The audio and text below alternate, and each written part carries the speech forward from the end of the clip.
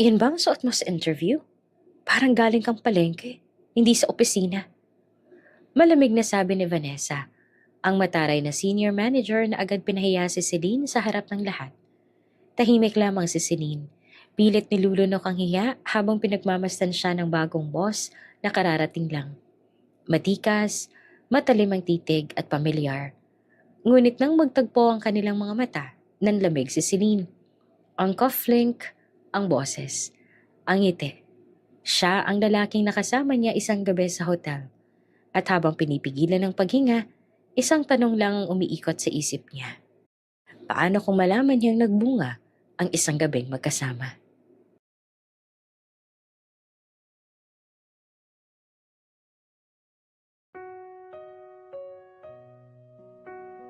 Si Celine Vera, anak ng respetadong abogado na si Attorney Ramon Vera, ay nakatayo sa gilid ng charity gala.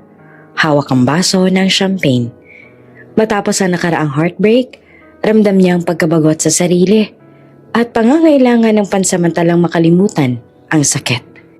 Nakatingin siya sa paligid. Mga elegante ang bihis, mga ilaw ay kumikislap sa kristal ng chandelier. Musika na bumabalot sa buong hall. Pilit siyang ngumiti, ngunit alam niyang halata sa mata niya ang kaba at panghihina. Biglang nadapa ang kanyang paa sa mataas na takong. Uy, ingat ka! Isang malalim at mahinahong boses ang sumabay sa kanya. Luminga siya at nakita ang isang lalaki. Matangkad, maayos ang bihis, at may hawak na baso ng inumin. May kakaibang aura siya. Hindi mayabang, pero natural ang karisma. Parang may liwanag na dumadaloy sa presensya niya.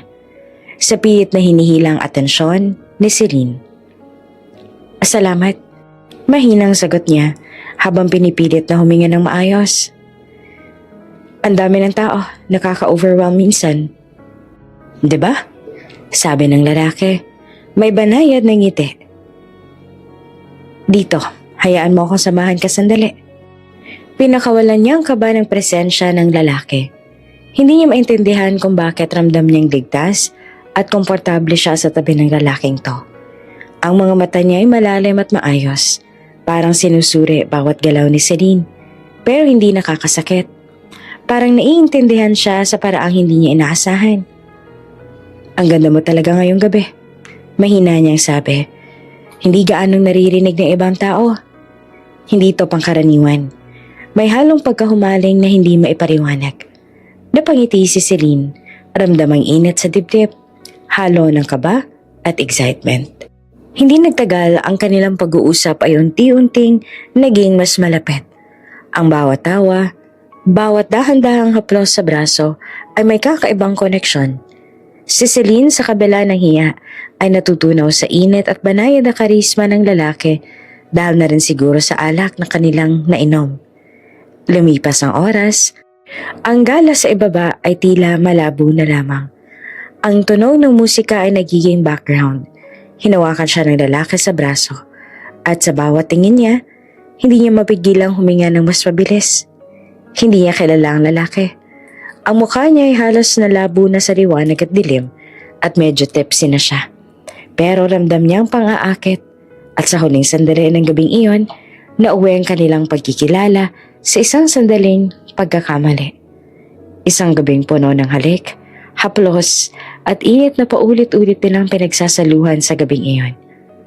Pagkatapos, ang gabi ay nagtatapos sa katahimikan ng hotel suite. At si Celine, sa gitna ng kaba at kilig, ay pilit na pinipigilan ang sarili na isipin ang lalaki. Alam niya, may panganib sa bawat kilig. Ngunit sa gabing iyon, pinili niyang hayaan ang sarili na mawala sa oras na iyon. Nagising si Celine sa liwanag ng umaga na pumapasok sa bintana ng hotel suite. Tahimik ang paligid. Maliban sa tunog ng malalakas na kotse sa kalye sa ibaba, wala nang ibang tao sa silid. Dahan-dahan umangat ang ulo niya habang unti-unting bumabalik sa kanyang mga alaala ng nakaraang gabi. Ang mga halik, ang init ng haplos, at ang pagtitig ng misteryosong lalaki. Lahat ay malinaw sa isip niya. Isang bagong panaginip na hindi niya gustong kalimutan. Ngunit kaakibat ng kilig, Ramdam niya rin ang sakit sa unang gabi na pagsasalo sa lalaking hindi kilala. Ramdam ang hiya at kaba na halos pisilin ang puso niya. Humiga siya sa gilid ng kama at pinisil ang noo niya.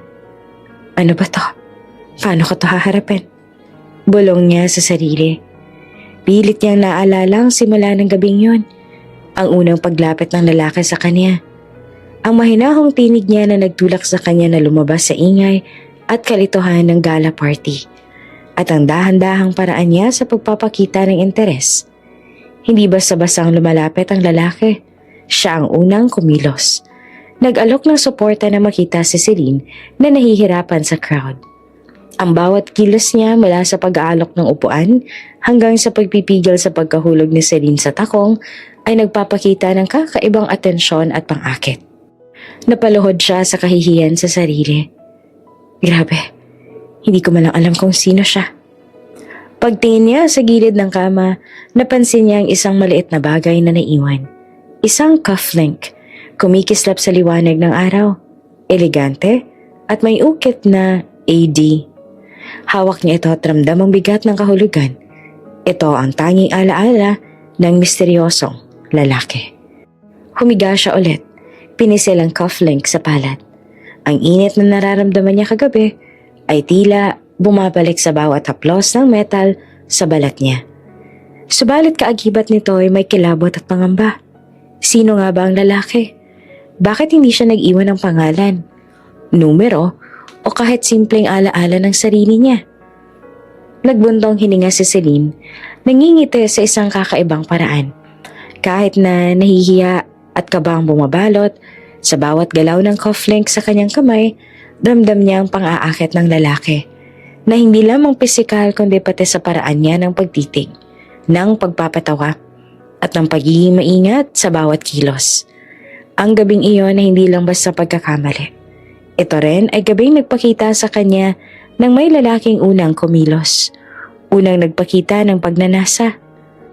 Bago man lang siya nakagawa ng hakbang. Ngunit kasama ng kilig at excitement, may takot na hindi maikakaila. Takot sa kung anong pwedeng mangyari sa hinaharap. Takot sa hiya kung malalaman ng iba. At takot sa sarili niyang damdamin na parang gusto nang mas lalong kumakapit sa misteryosong lalaki. Hindi ko pwede itong gawing problema sa ngayon. Bulong niya sa sarili. Pilit pinipilit maging matatag. Kalilimutan ko na lang. Magpapatuloy ako sa buhay ko. Tumayo siya, naglakad patungo sa bintana at tiningnan ang lungsod sa ibaba. Ang mga ilaw ng kotse, mga taong nagmamadali sa kani-kanilang araw ay tila ba nagsasabi rin sa kanya. Ang buhay nagpapatuloy, Celine. Kailangan mo rin magpatuloy. Hinaplos niya ang buhok niya at huminga ng malalim.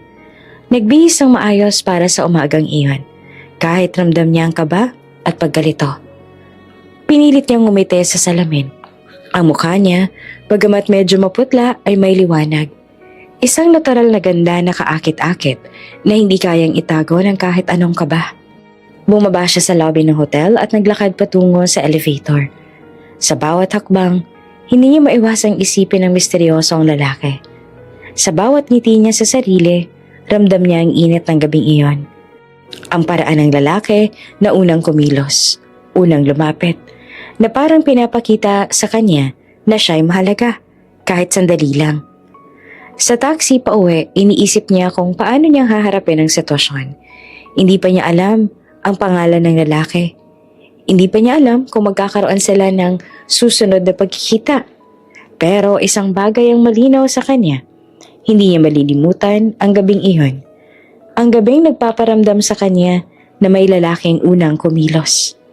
Nagpakita ng pagnanais at nagbigay sa kanya ng kilig na tila ba gusto niyang ulitin. Pagdating niya sa bahay, inihanda niyang sarili para sa trabaho at sa iba pang bagay na buhay. Ngunit sa ilalim ng lahat, may maliit na tinig sa puso niya na nagsasabing, maaalala mo siya. At baka, sa hinaharap, makilala mo rin kung sino talaga siya. Si Celine ay pinangako sa sarili na hindi siya magpapadala sa pangyayari. Ngunit kahit pilit niyang itulak ang alaala sa likod ng isip, ramdam niya na ang gabing iyon, ang misteryosong lalaki, ang init ng haplos, Ang kilig na hindi niya maipaliwanag ay magsisimulang mag-iwan ng bakas na hindi madaling burahin. Ilang linggo ang lumipas mula sa gabi ng pagkakamali. Sa unang mga araw, pilit kinalimutan ni Celine ang misteryosong lalaki, ang kilig at ang init ng haplos na ramdam niya sa hotel. Bawat alaala ay tinago niya sa isang sulok ng isip at ipinagpaliban ng mga tanong na baka masakit sagutin. Ngunit sa bawat umaga, may kakaibang pakiramdam sa kanyang katawan.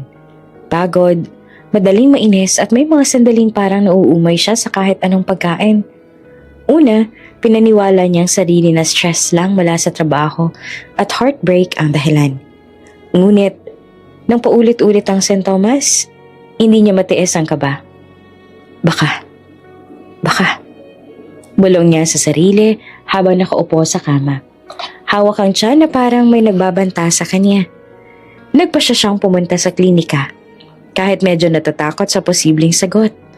Ang doktor ay isang mahinahong babae. Ngumiti sa kanya habang sinasabing ilang routine tests. May halong kaba at pangamba si Celine habang hinihintay ang resulta. Bawat minuto ay tila isang oras at bawat tunog ng pinto ay nagpapatibok sa puso niya.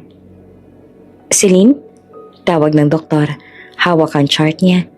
Ramdam niya na unti-unting nanginginig ang mga tuhod niya. Buntis ka. Mahinang sabi ng doktor. Diretso, ngunit mahinahon. Parang tumigil ang mundo sa paligid niya. Hindi siya makapaniwala. Bumaba ang tingin niya sa sahig. Pagkatapos ay muling tinignan ng doktor. Paano? Paano po nangyari to? Tanong niya sa sarili. Hindi literal sa doktor. Ang boses niya ay nanginginig. Huminga siya ng malalim. Pilit sinusubukang kontrolin ng takot at hiya. Ngunit sa bawat hininga, ramdam niya ang bigat ng responsibilidad na sa kanya lang nakasalalay ngayon. Kinuha niya ang kanyang bag at mula sa loob ay nahulog ang cufflink. Ang maliit na eleganteng metal na iyon ay naaalala niyang naiwan sa kanya mula sa gabing iyon. Agad siyang kumapit dito at parang may hawak na lifeline sa gitna ng gulo ng damdamin niya. AD? Sino siya? Anong pangalan niya? Bulong niya sa sarili. Ang cufflink ang tanging clue na meron siya sa misteryosong lalaki. Ang ama ng kanyang sanggol. Wala siyang ibang ideya. Habang pauwi, hindi niya mapigilan ang pag-iisip. Kung sino nga ba talaga siya? Bakit walang bakas ang pangalan, ng numero, o kahit simpleng paraan para makontak? Ang bawat alaala ng gabing iyon ay nagbabalik. Mula sa unang paglapit ng lalaki sa gala, hanggang sa init ng haplos sa hotel suite. Ngayon, bawat detalye ay may bagong kahulugan. Ang bawat halik at titig ay nag-iwan ng marka na hindi niya kayang purahin. Pagdating niya sa bahay, naupo siya sa sofa, hawak ang cufflink sa palad at pinisil ito ng mahigpit. Ang damdamin niya ay halo-halo, takot, hiya, kaba, at kakaibang excitement na hindi niya maintindihan. Ang pagkakaroon ng sanggol ay hindi niya inaasahan at ang kawalan ng ideya kung sino ang ama ay nagpapadagdag ng bigat sa sitwasyon. Pinilit niyang tumayo at tumingin sa salamin. Ang mukha niya, bagamat medyo maputla, ay may natural na ganda. Ang mga mata niya, malalim at expressive, nagsasaraysay ng takot at pangarap, ng hiya at determinasyon. Ramdam niya ang kakaibang aura ng isang babae na may sikreto, na nagtatago ng katotohanan sa mundo habang pinipilit manatiling matatag. Umupo siya sa mesa, kinuha ang laptop at sinimula ng paggawa ng listahan ng mga gagawin. Mag-ipon, maganda para sa sanggol at protektahan ng sarili. Ngunit sa bawat pag-type at pagplano, ang isip niya ay bumabalik sa gabing iyon, sa misteryosong lalaki. Hindi ko siya kilala, pero ramdam ko siya sa bawat galaw niya. Bulong niya. Ang kanyang puso ay nagsimulang bumilis. At kahit alam niyang delikado ang ganitong pag-iisip, hindi niya maiwasang magbalik tanaw sa bawat sandali. Naglakad siya sa bintana. Tiningnan ang lungsod sa ibaba. Ang mga ilaw, ang mga tao na nagmamadali sa kani-kanilang buhay ay tila nagsasabi rin sa kanya. Kailangan mong magpatuloy, Celine. Kahit wala siya, kailangan mong protektahan ang sarili mo. at ang sanggol.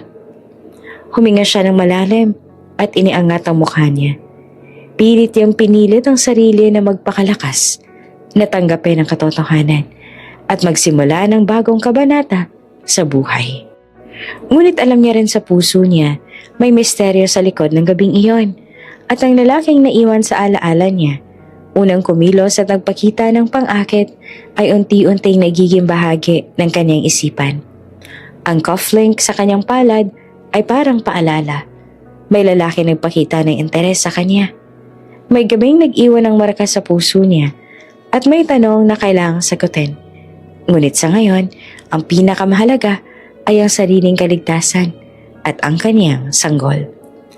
Si Celine, bagamat takot at hindi sigurado, ay pinangako sa sarili na hindi siya susuko. Pipiliin niya ang buhay, pipiliin niya ang sanggol, at pipiliin niya ang pagiging matatag. Kahit ng misteryo ng lalaki ay patuloy na bumabalik sa isip niya. Umaga na nang muling bumangon si Celine sa kanyang penthouse.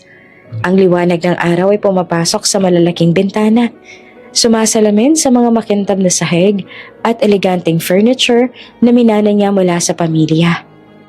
Kahit mayaman, alam niyang hindi sapat ang yaman para ipakita sa mundo ang sarili niya. Kailangan niya ring patunayan na kaya niyang tumayo sa sariling paa. Habang iniikot ang tasa ng mainit na gatas sa palad, nag-isip siya. Kailangan ko talaga magtrabaho. Hindi lang para sa sarili ko, para sa bata na rin. Ramdam niya ang kaba, pero ramdam din ng determinasyon sa bawat hininga. Nagbihis siya ng maayos. Isang puting blouse na eleganteng nakatak sa pencil skirt. Stilettos na nagdagdag ng taas at confidence sa kanyang postura. At simpleng alahas lang na nagbigay ng subtle na shine sa buong outfit. Habang tinitingnan ng sarili sa salamin, napangiti siya. Okay, Celine, kaya mo to. Pagdating niya sa lobby ng isang sikat na law firm, napansin niya ang modern at classy na interior. Malinis, maayos at puno ng profesionalismo. Kahit medyo kinakabahan, ipinakita niya ang kanyang natural na charm. Ang bawat hakbang niya ay maayos at elegant. Bawat ngiti niya ay subtle ngunit may halong confidence. Hi, good morning. I'm here to apply for the position of an executive assistant. Mahinang sabi niya sa receptionist habang diretso ang tingin na may natural na grace. Tiningnan naman siya ng receptionist. Medyo napatingin sa aura ni Celine. Hindi lang simpleng kagandahan ang nakikita niya. May elegance, sophistication, at professionalism sa paraan ng kilos at pananalita ng dalaga. Sige po, mauna na po kayo sa waiting area. Sagot nito na may banayad ng ngiti. Habang nakaupo, hindi niya maiwasang mapansin ang mga empleyado sa paligid. Mga abalang tao, mga nakadesk at computer, at mga papel na naglalakbay sa opisina. Ramdam niya ang kakaibang excitement sa dibdib. Bagamat may kaba, ramdam niya rin na ito ang simula ng bagong yugto sa buhay niya, kung saan kailangan niyang patunayan ang sarili. Tinawag siya ng HR officer, isang profesional at maayos na babae. Miss Vera, how are you? Did you come for the interview? Yes po, ma'am. Sagot ni Celine. Tumayo ng elegante. Hawak ang resume at portfolio. Kahit may kamba, ramdam ang confidence sa bawat galaw niya. Ang natural na charm niya ay halatang nakakainganyo. Hindi sa paraan ng pagiging flashy, kundi sa paraan ng pagiging composed at poised. Sa interview, pinakita niya kahit hindi lang qualifications niya, kundi pati na rin ang dedikasyon at determinasyon.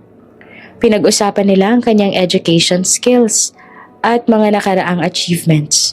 At bawat sagot niya ay malinaw, maayos, at may tamang templa ng professionalism at warmth.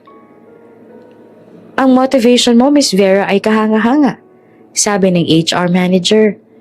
Kaya mo bang mag-handle ng pressure? Lalo na sa fast-paced na environment gaya ng sa amin. Huminga si Celine ng malalim. Ma'am, alam ko pong hindi madali, pero handa naman po ako matuto at magtrabaho ng maayos. Gusto ko rin pong patunayan sa sarili ko na kaya ko mag-stand on my own. At higit sa lahat, maipakita ko na kaya ko maging responsable at reliable. Ngumiti ang HR officer. halatang impressed. Mukhang focused ka at may vision. Ang firm namin ay lagi naghahanap ng mga taong may drive at integrity. Paglabas niya ng opisina, ramdam ni Celine ang kakaibang saya. Hindi lang siya nakapasa sa interview. Ramdam niya na kahit may lihim siyang tinatago, may kontrol siya sa kanyang buhay. Ang bawat hakbang palabas ay elegante. Bawat tingin sa paligid ay confident. At bawat ngiti sa sarili ay puno ng determination. Habang nakaupo sa grab pa uwi, iniisip niya ang susunod na hakbang. Mag-ipon, protektahan ang sarili, at paghanda sa sanggol na paparating. Alam niya na kahit mayaman, may responsibilidad na dapat paghandaan. At ang yaman ay hindi sapat para ipakita ang tunay niyang kakayahan. Pumasok siya sa penthouse, humiga sandali sa sofa, at huminga ng malalim. Ang bawat detalye ng buhay niya, mula sa luxury ng apartment hanggang sa maayos na bihis, ay nagpapaalala sa kanya na may kontrol siya sa sarili niyang buhay. Ngunit sa ilalim ng lahat, may maliit na tinig sa puso niya. May misteryosong lalaki pa rin sa isip niya, at unti-unti ay nagiging bahagi ng kanyang mundo ang gabing iyon. Pero ngayon, kailangan ko muna magpakatatag para sa sarili ko at para sa anak ko. Bulong niya sa sarili, hinaplos ang tiyan. Ramdam niya ang kakaibang determinasyon na hindi kayang sirain ng kahit anong takot o hiya. Si Celine Vera ay elegant, confident at handang harapin ang mundo sa sariling paraan. Ang unang araw ni Celine sa bagong trabaho ay puno ng halo-halong damdamin, kaba, excitement at kaunting takot. Nakablaw siyang puti at pencil skirt, eleganteng stilettos at simple ngunit classy na alahas. Habang naglalakad siya sa law firm ng ama niya, ramdam niya ang confidence at elegance na natural sa kanya. Pagpasok niya sa lobby, sinalubong siya ng receptionist. "Good morning, Miss Vera." Bati nito, halatang impressed sa presence ng dalaga. "Good morning po," sagot naman ni Celine. May banayad ng ngiti at pilit pinipigil ang kaba. Hindi niya alam may sorpresa sa kanya ang araw na to. Habang papunta siya sa conference room, naroon ang ama niya, si Attorney Ramon. May kausap na matikas na elegante. Si Attorney Adrian de los Reyes. "Papa?" Gulat na tanong ni Celine. "Celine, dito ka pala nagtatrabaho. By the way, gusto kong ipakilala sa iyo si Attorney Adrian de los Reyes, ang CEO ng firm na ito." Mahinahon sabi ni Ramon. "Adrian, ito ang aking anak, si Celine Vera.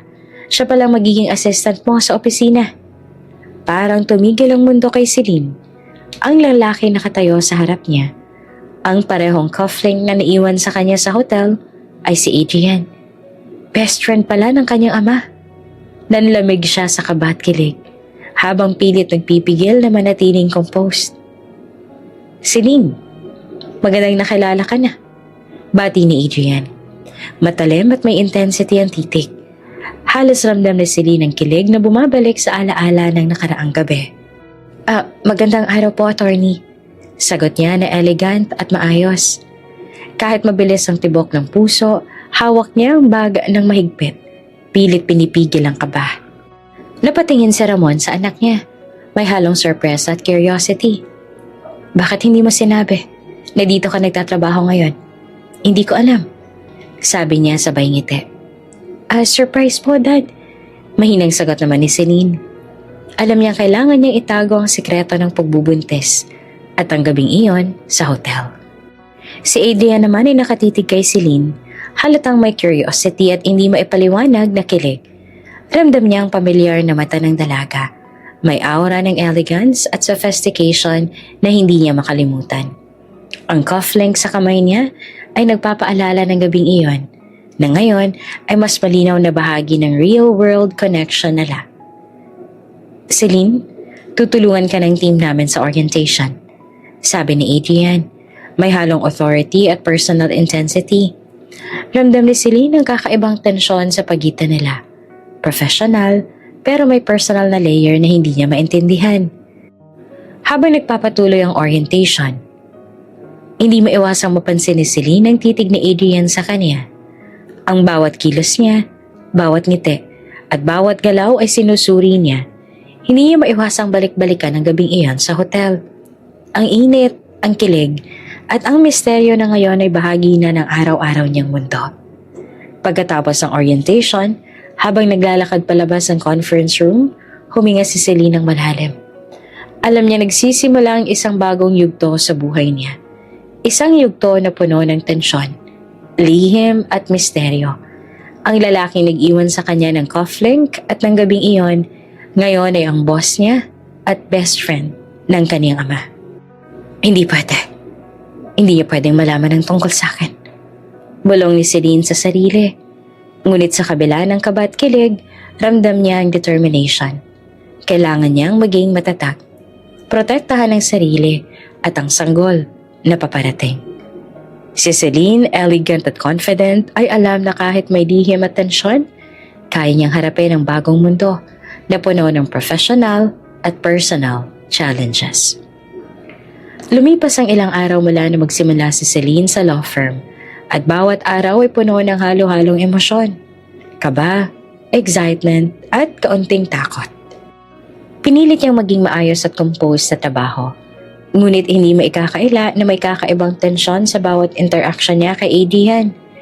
Sa loob ng malaking conference room habang nag-aayos siya ng mga files para sa isang meeting, napansin niyang tahimik ngunit matalim ang titig ni Adrian mula sa kabilang dulo ng mesa. Hindi siya nakatingin sa kanya, ngunit ramdam ni Celine ang init ng mata nito na tila sinusuri ang bawat galaw niya. Pinilit gumiti ni Celine. Pinipilit ang natural na aura niya ng confidence. Okay, Celine, kaya mo to. Bulong niya sa sarili habang inaayos ang mga dokumento. Ngunit hindi niya maiwasang mapansin ang kakaibang kilig at kaba sa dibdib. Ang bawat titig ni Adrian ay parang may pinagmamasdan. Parang may alam na hindi pa dapat niyang malaman. Parang may connection siya sa isang gabing matagal nang nakalimutan. Ngunit ang mukha sa harap niya ngayon ay malinaw, elegant at composed. Miss Vera, sigurado ka ba sa pag-aayos ng files na to? Tanong ni Adrian, papalapit nang may halong curiosity sa tono. Opo, Attorney Adrian. Sagot naman ni Celine, maayos din at composed. Kahit na mabilis ang tibok ng puso, pilit niyang iniiwasan ng direktang eye contact. Ngunit, ramdam niya ang matalim na obserbasyon nito. Habang nagtatapos ang meeting, hindi maiwasang maglaro sa isip ni Adrian ang pamilyar na aura ng dalaga. May kilala siya sa mga mata at posture ni Celine. Parang may naaalala siya, ngunit hindi pa malinaw. Parang may connection siya sa isang gabing hindi niya malilimutan. Ngunit ngayon, ay nakaharap niya ang eleganteng dalaga sa isang opisina na puno ng professionalism at authority. Something's familiar about her, but I can't place it. Bulong ni Adrian sa sarili habang iniiskan niya ang ekspresyon ng dalaga. Napansin niya ang halo ng kabatensyon sa bawat galaw ni Celine, ngunit may elegance at poise pa rin ito. Ito ang tipo ng presence na mahirap ipaliwanag. Isang kombinasyon ng sophistication at natural charm. Sa break ay naglakad si Celine sa pantry para kumuha ng tubig. Dito nakasabay niya si Adrian. Celine, okay ka lang ba? Tanong niya. Casual pero may intensity pa rin sa mata. Opo, okay lang po ako, Attorney Adrian. Sagot ni Celine. May mahinang ngiti. Pilit tinatago ang kaba at takot na baka mapansin niya ang sekreto tungkol sa gabing iyon. Hindi niya alam, sa bawat sandali, palihim na sinusuri ni Adrian ang bawat detalye. Ang paraan ng pagsasalita niya, ang posture, ang mga mata. Hindi niya maalis sa isip ang pakiramdam na may alam siya sa dalaga. Ngunit hindi pa niya matukoy kung ano ito. Habang bumabalik si Celine sa desk, pinilit niyang mag-focus sa trabaho. Ngunit hindi niya maiwasang mapansin ang kakaibang presensya ni Adrian. Parang may hawak na susi sa nakaraan niya na unti-unting bumabalik sa bawat galaw at titig. Para kay Celine, ang susi ay magiging composed at elegant sa lahat ng pagkakataon. Kailangan niyang itago ang pagkagulat, ang kaba at ang lihim na nagbabalik sa alaala ng nakaraang gabi. Kung hindi niya gagawin ito, Baka mahulog siya sa bitag ng curiosity ni Adrian. At baka matuklasan ang sekreto bago pa siya handa. Habang nagtatrabaho sa computer, hindi maiwasang lumabas sa isip ni Celine ang eksena sa hotel. Ang init ng gabing yun, ang halimuyak ng kulo ng lalaki, at ang halong kaba at kilig na hindi niya malilimutan. Ramdam niya ang tibok ng puso niya sa bawat alaala, at alam niyang kailangan niyang itago ang lahat ng ito sa present na mundo, lalo na kay Adrian. Ngunit sa bawat sandali, ramdam niya ang mga mata ni Adrian sa likod niya. Parang iniintindi niya ang bawat galaw ng dalaga at bawat titig ay may dalang katanungan. Hindi niya maalis sa isip na maaaring may alam siya tungkol sa gabing iyon. O baka unti-unti siyang nakikilala sa paraan na hindi niya maintindihan. Sa gitna ng meeting, nagulat naman si Celine nang tanungin siya ni Adrian tungkol sa isang detalye sa report. Celine, pwede mo bang ipaliwanag ulit ang section na to? Opo, Attorney Adrian. Ito po ang detalye. Sagot niya. Habang pinapaliwanag ng malinaw ang content, ramdam niya ang tensyon sa bawat salita. Hindi niya maiwasang mapansin na halatang sinusuri siya ni Adrian. Parang may iniintindi na higit sa trabaho. Bago matapos ang araw, huminga si Celine ng malalim. Alam niyang hindi lang basta trabaho ang kanyang haharapin sa firm na ito. Kasama ang best friend ng ama niya, si Adrian ay may halong tensyon at misteryo sa pagitan nila na patuloy na nagpapahirap sa kanya sa pagiging composed. Okay, kaya ko to. Bulong niya sa sarili habang hinahaplos ang tiyan niya nang hindi napapansin ng iba. Sa kabila ng kaba, ramdam niya ang determinasyon. Kailangan niyang panatilihin ang lihim, maging matatag, at ipakita ang professionalism na kaya niyang harapin kahit anong hamon. Ang unang buwan ni Celine sa law firm ay tila payapa, hanggang sa dumating si Vanessa, ang on and off girlfriend ni Adrian. Hindi nagtagal ramdam ni Celine ng tensyon sa opisina nang biglang pumasok ang babae. May malakas itong presence, mataimtim ang titig at halatang may agenda. So, ito palang bagong assistant. Sambit pa ni Vanessa, may halong pangungutya sa tono. Mukhang walang breathing at medyo desperada. Hindi ba, Adrian? Nanlaki ang mga mata ni Celine sa insulto. Ramdam niya ang init sa mukha pero pilit niyang pinanatili ang kanyang composure. Hindi niya papayagang makita si Vanessa na naaapektuhan siya. Vanessa, tama na. Mahinahong sabi naman ni Adrian, nakaharap kay Vanessa. Ramdam ni Celine ang relief sa boses niya, ngunit halata rin ang intensity sa mga mata nito. Tila binabantayan niya ang bawat kilos ng dalaga. Desperate? Sambit ni Vanessa. Parang naglalaro. Parang kailangan mo ng atensyon ni Adrian. Bakit hindi mo siya pinapangalagaan? Hindi naman napigilan ni Celine ang paghinga ng malalim. Alam niyang hindi ito tungkol sa trabaho. Personal na galit at insecurity ni Vanessa ang nakikita niya sa bawat pangungutya. Subalit, pinilit niyang maging composed at elegant. Hawak ang mga file sa kanyang kamay na parang shield. Enough na, Vanessa. Sabi ni Adrian, ang boses niya ay kalmado ngunit may authority. Celine is capable and professional. That's all that matters. Ang mga mata ni Vanessa ay kumislap sa galit. Ramdam ni Celine ang tensyon sa hangin. Isang invisible battle ng pride at posesyon. Ngunit sa kabila ng kaba, ramdam niya rin ang proteksyon ni Adrian na para bang may hawak siyang invisible na puwersa na nagtatanggol sa kanya.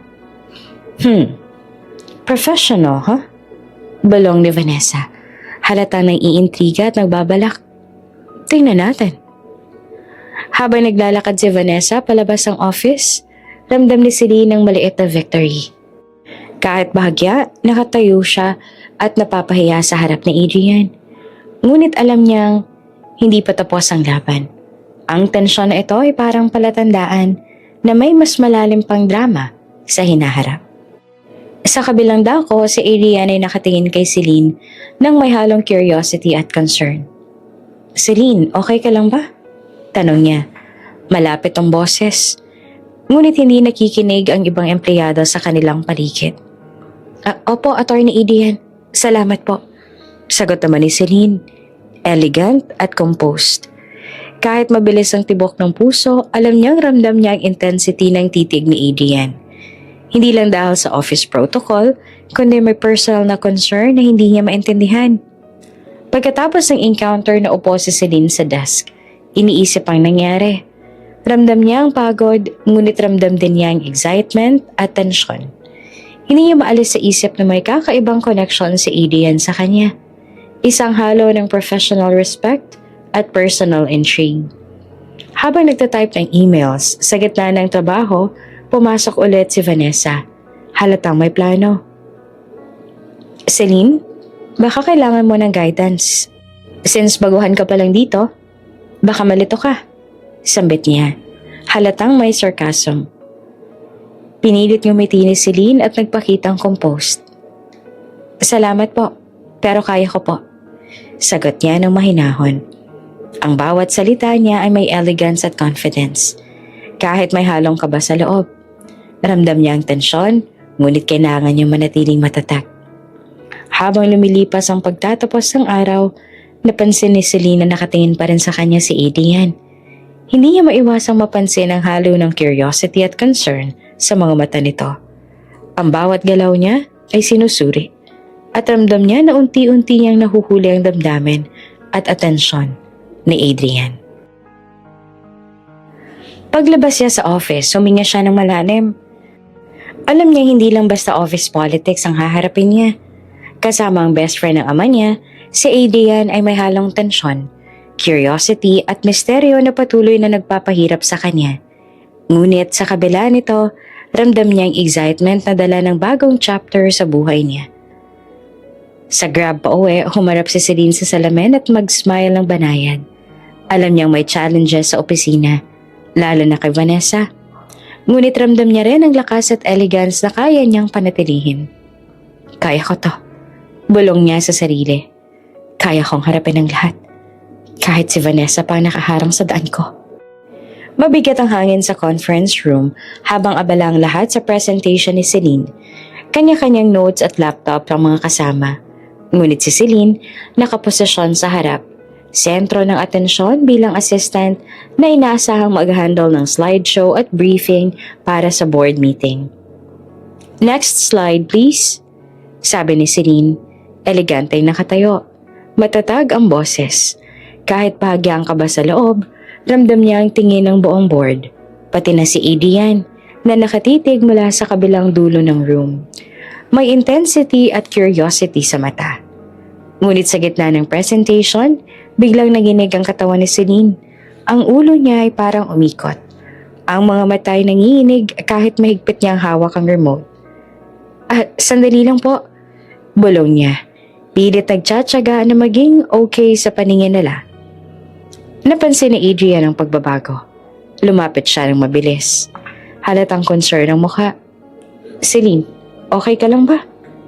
Tanong niya, malapit na sa kanya. Hindi niya agad nasagot. Ang paligid ay umiikot. At sa isang iglap, naramdaman niyang halos bumagsak siya sa sahig. Ang mga board members ay nagulat at biglang nagkaroon ng pangamba. Dali natin siya sa ospital, sabi ng isa sa mga kasama. Habang tinutulungan siya umupo sa isang silya sa gilid ng conference room. Sa sasakyan papunta sa ospital, ramdam ni Celine ang kaba at takot.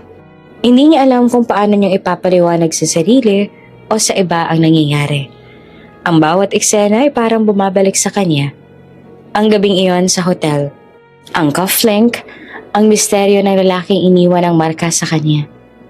Pagdating sa emergency room, agad siyang dinala sa private consultation room. Habang nagpapakilala at nagpapacheck up, napansin niya ang professional na approach ng mga nurse at doktor. Ngunit hindi niya maalis sa isip ang tensyon at pangamba. Miss Vera, may gusto lang kaming kumpirmahin. Meron ka bang late period o posibilidad na buntis? Tanong ng nurse. Mahinahon ngunit direkta. Biglang kumirot ang dibdib ni Celine at ramdam niya ang bigat na naging realidad. Opo, sagot niya na halos pabulong. Pilit kinikimkim ang kaba at hiya. Habang may inaayos si Adrian sa information, hindi niya inaasahan. Narinig ni Adrian ang mga sinabi ng nurse mula sa labas ng consultation room. Ang tensyon sa mukha niya ay lumawak. Halatang nagulat at may halong pagkabahala. Parang may koneksyon siya sa balitang iyon. Ngunit hindi niya maipaliwanag ang sarili kung bakit ganoon ang damdamin niya. 3 months? Bulong niya sa sarili. Halatang iniisip ang posibleng kinalaman ni Celine sa misteryosong gabing iyon. Ang bawat detalye, ang elegance ni Celine, ang pagkakompose niya sa opisina ay muling nagbalik sa isip niya. Sa loob ng consultation room, pilit pinipigil ni Celine ang pag-iyak. Ramdam niya ang emosyon, kaba, takot at konting excitement sa bagong yugto ng buhay niya. Hindi niya alam kung paano haharapin ang sitwasyon. Oo, buntis siya. Wala ang kasiguraduhan kung kailangan niya bang sabihin sa ama. At ngayon ay nakasalalay ang seguridad niya sa trabaho at sa misteryo ng lalaking nakilala niya sa hotel. Miss Vera, okay ka lang ba physically? Tanong ng nurse habang inaayos ang blood pressure monitor. Opo, medyo dizzy lang po. Sagot ni Celine. Elegant at composed pa rin ang boses kahit mabilis ang tibok ng puso. Lumabas si Adrian ng consultation room. Pilit hindi nagpapakita ng damdamin. Ngunit ramdam ni Celine ang intensity sa kanyang mata. Hindi niya alam kung paano haharapin ni Adrian ang balitang ito. At ang halo ng curiosity, concern, at personal na intrigue ay ramdam niya sa bawat galaw nito. Habang nagbabayad sa front desk, nagulat si Celine nang lumapit at kinausap siya ni Adrian. Celine, pwede ba tayong mag-usap sa labas? Tanong niya.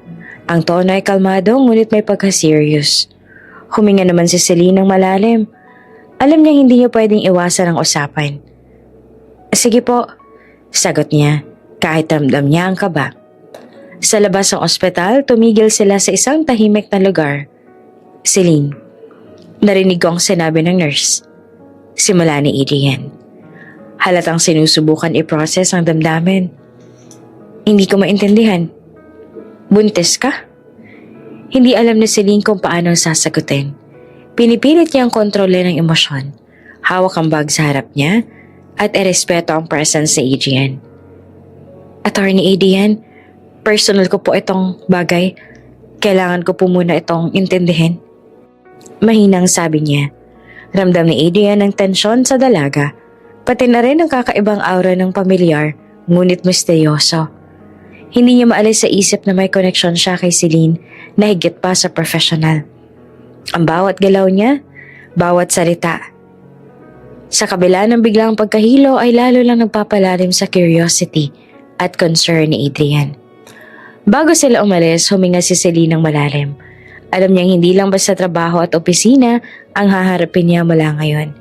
Kasama si Adrian, may halong misteryo, tensyon, at personal na intrigue sa pagitan nila na patuloy na nagpapahirap sa kanya sa pagiging composed. Mula nang malaman ni Adrian ang sitwasyon ni Celine, isang kakaibang tensyon ang bumalot sa opisina.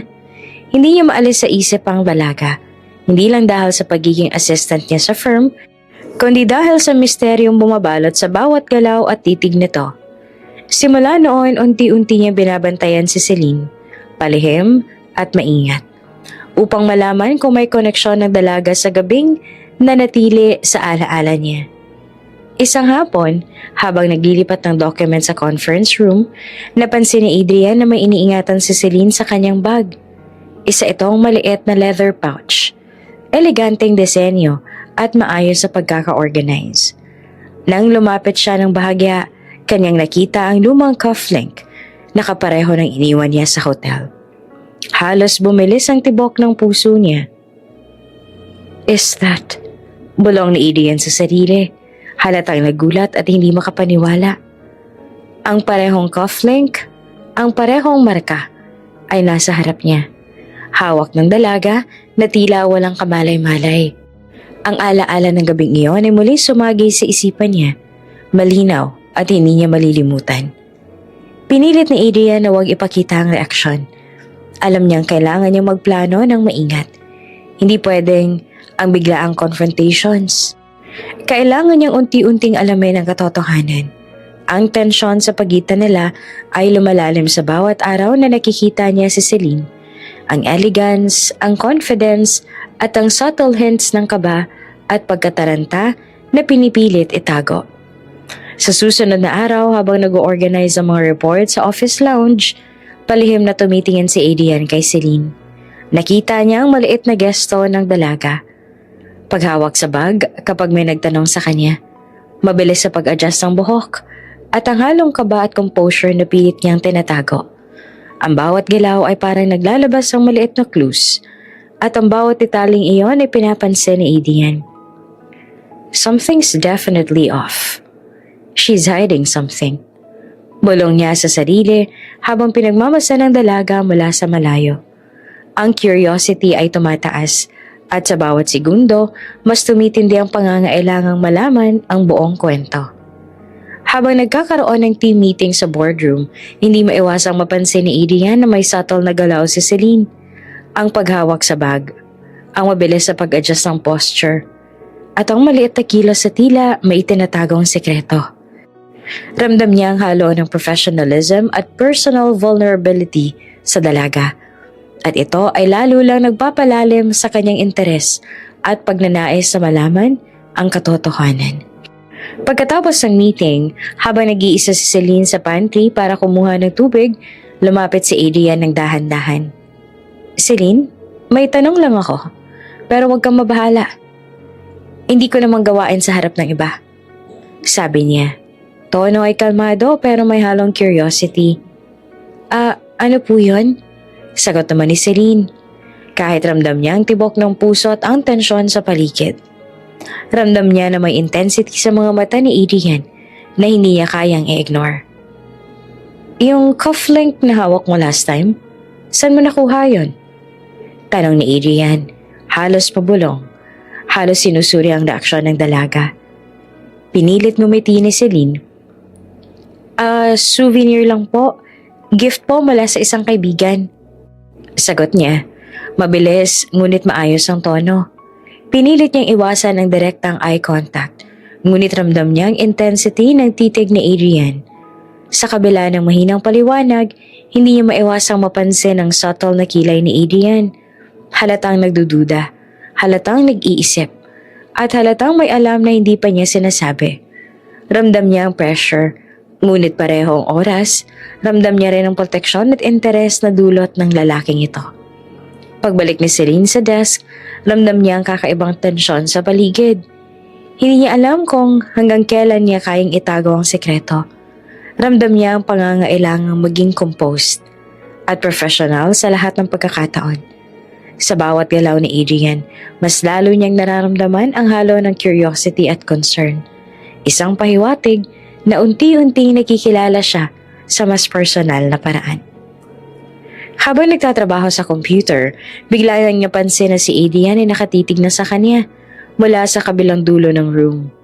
Ang intensity sa mata nito ay nagpaparamdam ng halo ng concern at curiosity. At para kay Celine, ito ay parehong nakakakaba at nakakapag-excite. Ramdam niya na hindi pwedeng basta na lang i-ignore. Kailangan niyang maging handa sa anumang confrontation o discovery sa hinaharap. Sa pagtatapos ng araw, huminga si Celine ng malalim habang inaayos ang mga documents bago umalis. Alam niyang hindi lang basta trabaho ang haharapin niya sa firm na ito. Kasama si Adrian, may halong curiosity, tension, at misteryo sa pagitan nila na patuloy na nagpapahirap sa kanya sa pagiging composed. Makalipas ang ilang linggo sa law firm, unti-unti nang bumalik sa isip na Celine ang mga detalye tungkol sa relasyon ng kanyang ama at ni Adrian. Hindi niya inaasahan na ang eleganteng CEO na ngayon, ang palaging nasa isip niya ay may malalim na koneksyon sa pamilya niya. Isang hapon, habang inaayos niya ang mga legal documents sa library ng firm, napansin niyang may lumang case file na tila may label na De Los Reyes Associates, Confidential. Dahil sa kanyang curiosity, pilit niyang binuksan ang file. Biglang bumalot sa kanya ang kakaibang tensyon nang makita ang mga pangalan na lumang kaso. Ang client, Ramon Vera, ang kanyang ama, at kasamang abogado, Adrian De Los Reyes. Wait, ito pala si Adrian? Bulong ni Celine sa sarili. Ang mga dokumento ay naglalaman ng detalyadong transactions, testimonies at correspondence na tila may kinalaman sa isang lumang kaso na matagal nang nakalimutan. Habang binabasa niya, muling bumalik ang alaala ng kabataan niya. Ang mga gabi na tahimik ang bahay, ang mga kwento ng ama tungkol sa mga komplikadong kaso at ang biglaang pagkawala ng kanyang ina, isang sugat na hindi niya tuluyang naayos. Ngayon, unti-unti niyang naiugnay ang nakaraan sa kasalukuyan. Biglang pumasok si Adrian sa library at ramdam ni Celine ang mabilis sa tibok ng puso niya. Celine, anong ginagawa mo dito? Tanong ni Adrian. Todo kalmado pero halatang may halong curiosity. Nag-organize lang ako ng files, sagot ni Celine. Pilit na composed habang mabilis niyang tinago ang file. Ngunit napansin niya ang kakaibang ekspresyon ni Adrian. May halo ng pagkabigla at concern. Celine, hindi mo alam ang buong istorya, hindi ba? Tanong ni Adrian, halatang nag-iingat sa bawat salita. Ang kaso noon, may mga bagay na hindi mo pa alam tungkol sa pamilya mo, tungkol sa akin, at sa tatay mo. Nanlaki ang mga mata ni Celine. Ano pong ibig niyong sabihin? Tanong niya. Halatang may kaba ngunit pilit na elegant. Ramdam niya ang tensyon sa paligid, ngunit alam niyang kailangan niyang malaman ang katotohanan. Huminga si Adrian ng malalim, tila nagdadalawang isip. Noong panahon, ang lumang kaso. Close ako kay Attorney Ramon. Magkaibigan kami at partners sa trabaho. Pero may nangyari. Isang misunderstanding na nauwi sa alitan. Alitan? Ano pong nangyari? Mabilis sa tanong ni Celine. Ramdam ang kaba at curiosity sa boses. May kinalaman ito sa isang dokumento. Isang lihim na dapat hindi nalaman noon. Paliwanag ni Adrian. Ang tono ay kalmado ngunit may bigat. Hindi ka sinasadya. Pero nagkaroon ng problema at nagresulta sa hindi inaasahang sitwasyon na may koneksyon sa pagkawala ng iyong ina. Biglang bumalot sa dibdib ni Celine ang kirot at kalituhan. Connection po? Sa pagkamatay ni Mommy? Tanong niya. Halos bulong. Ang bawat salita ni Adrian ay parang naglalantad ng sugat na matagal niyang tinago sa sarili. Oo, hindi ka sinasadya, Celine. Noon may nangyaring insidente sa kaso na hindi natin inaasahan. Ang lahat ng ito ay may epekto sa pamilya mo. Dagdag pa ni Adrian. Halatang may halo ng guilt at concern. Huminga si Celine ng malalim. Pilit inaayos ang sarili. Ramdam niya ang tensyon sa paligid. Ngunit alam niyang kailangan niyang maging composed. Hindi ko po alam. Bakit ngayon ko lang nalalaman ang lahat? Mahina niyang sabi. Halatang nagtataka at nasasaktan. Ngunit sa kabila ng damdamin, ramdam niya ang professionalism at maturity ni Adrian. Ang bawat galaw at salita nito ay may halong sincerity. I need time to understand. Dagdag niya. Pilit ang boses. Kahit ramdam niya ang bigat ng katotohanan. Celine, gusto ko lang malaman ang totoo. Sabi ni Adrian na seryoso ang tono. Hindi ko ginusto na masaktan ka o ang pamilya mo. Pero may mga bagay na kailangan mong malaman. Lalo na kung paano natin haharapin ang kasalukuyan. Hindi ko sinasadyang maging connected ang buhay natin sa ganitong paraan. Pero ngayon, kailangan natin maging matatag. Tumigil si Celine sandali. Iniisip ang bawat salita. Ang elegance at composure niya ay halo-halo ng galit, confusion at curiosity. Alam niyang hindi lang basta-bastang matatapos ang pag-unawa sa nakaraan. Ngunit, ramdam niya ang kahalagahan ng transparency. Okay po. Salamat sa paliwanag, Attorney Adrian. Kailangan ko lang po munang intindihan lahat. Sagot naman ni Celine. Ramdam niya ang tensyon, ngunit may halo pa rin ang determination. Kailangan niyang maunawaan ang nakaraan para harapin ang hinaharap. Lumabas si Adrian mula sa library at ramdam niya ang kakaibang relief at tensyon na naghalo sa paligid. Para kay Celine, ang pagkakilala sa nakaraan ay hindi lang basta impormasyon.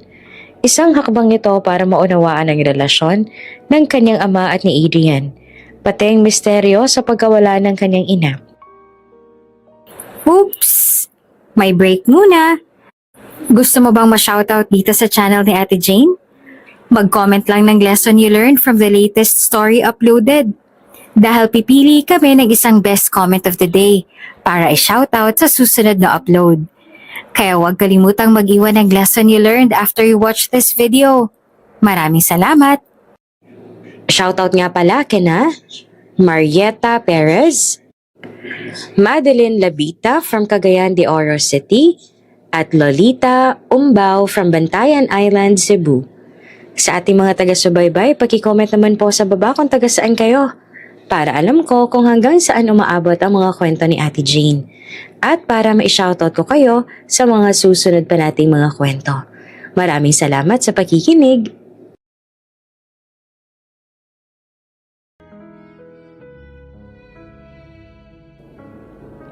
Habang naglalakad pabalik sa desk, napansin ni Celine ang pahiwatig na intensyon sa mata ni Adrian. May halo ng concern, curiosity. Ramdam niya ang relasyon nila ay unti-unti nagbabago. Mula sa professional, respect, curiosity, ngayon ay may halo ng personal understanding. Tahimik ang opisina sa hapon, pero si Adrian ay hindi mapakali sa loob ng kanyang office. Nakaupo siya sa likod ng executive desk. Nakatingin sa malaking screen ng computer.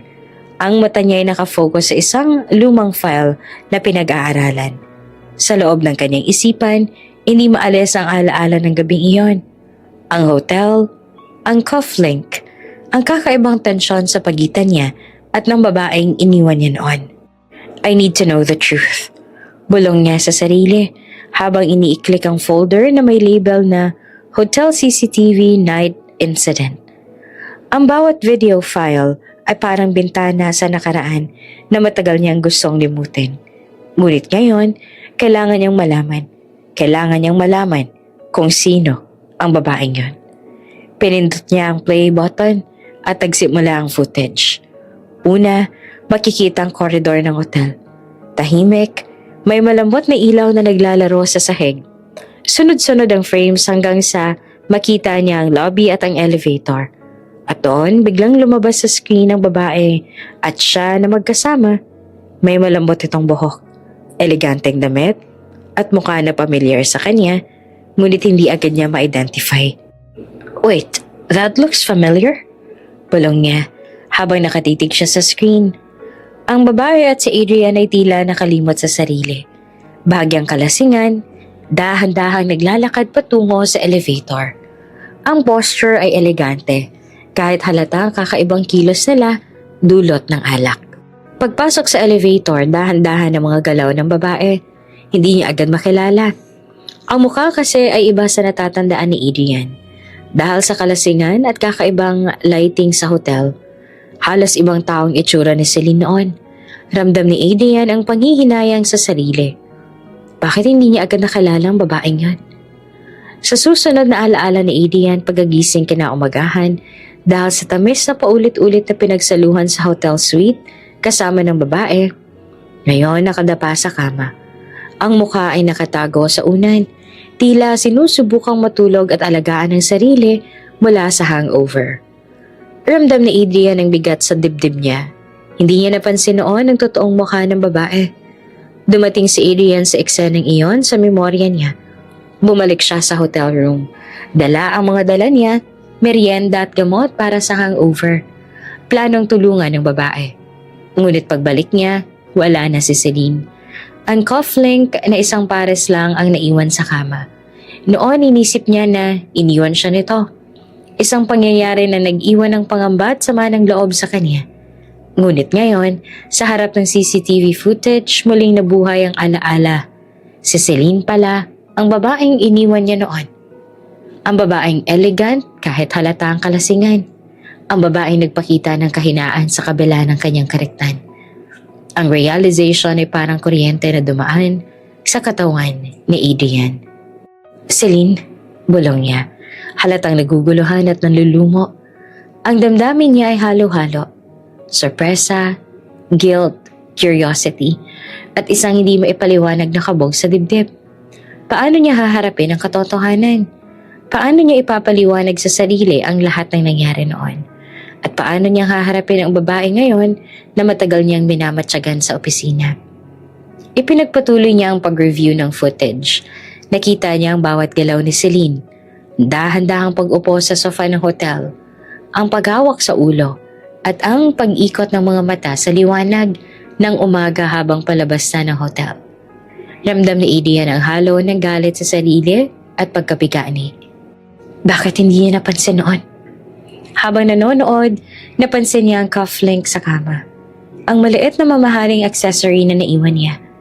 Biglang bumalik sa alaala ni Adrian ang tunog ng metal na tumama sa tabletop noon. Ang kakaibang marka na iniwan ni Celine sa kanya. Ang bawat detalye ay bumabalik.